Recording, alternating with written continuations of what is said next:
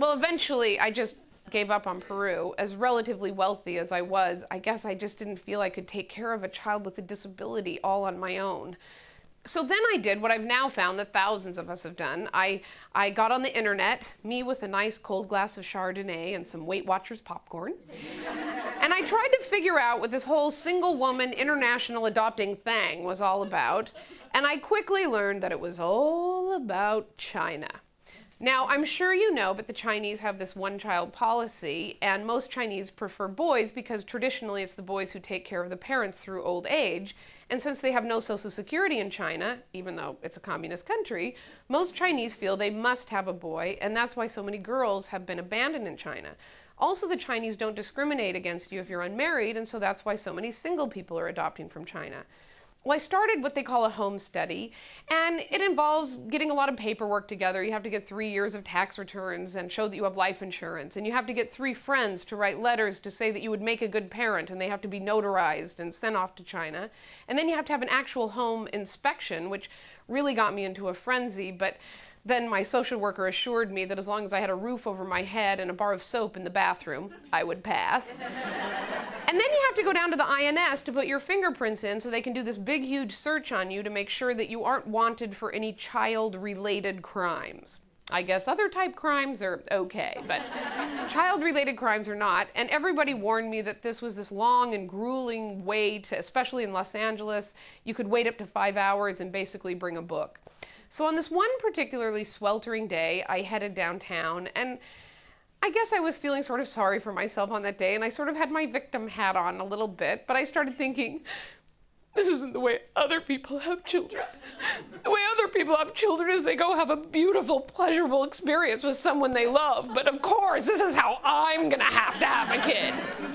And this is so not my fantasy. This is so not like I imagined it. I could just see it.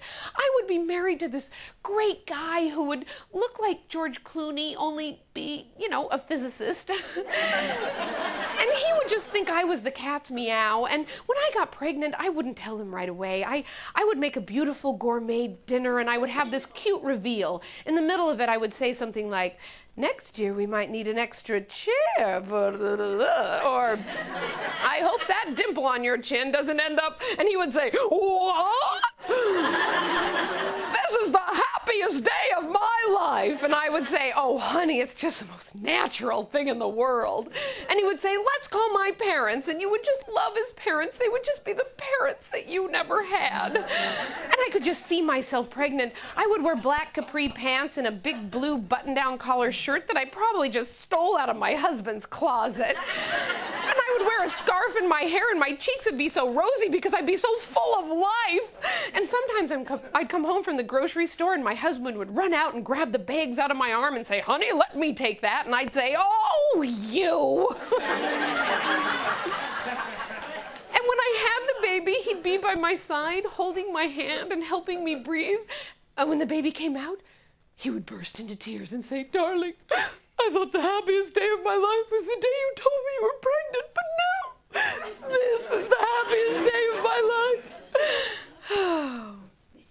Anyway, so I was driving down to the INS, and you get there, and you have to go downstairs to this room with these big fluorescent lights, and you have to take a number, and your number's like 782, and the clicker clicks to 8. And you have to go in and check in at this guy who was at this big metal desk, and I walked up, and he was just sitting there openly reading pornography. Just looked like it was the New Yorker, just, And I walked up and said, you can't do that. You can't do that in a government office. You can't do that during my special moment. Well, I sat down, and I figured that I would spend this time trying to think of what I would name this little girl. And, you know, I guess I always figured I would name a child of mine a family name. But in my family, that means a really Irish name, like Mary Margaret or Kathleen. And I figured if this little girl was going to have the last name of Sweeney, I guess I just didn't want her for her whole life if she was maybe on the phone and saying her name to have someone possibly say, oh, what a nice Irish girl, and she'd have to say, well, not exactly. So I tried to open myself up to other names, and my mother was calling me with her ideas for names, and even though I have friends who have kids who have these names and I love them, somehow when my mother would call with them, I would just hate them. They all sounded like I'm from China, Sweeney. She would call up and say, how about Lily or Pearl? And I'd say, no. And then one day she called up and said, Julie, I've got it. China! We'll call her China! I said, you don't have the name China when you're from China. You'd have the name China Sweeney if you were like a bartender in a John Ford 40s Western and that was your nickname. That's how you get the name China Sweeney. I'm not gonna have some cartoon Chinese name for my kid.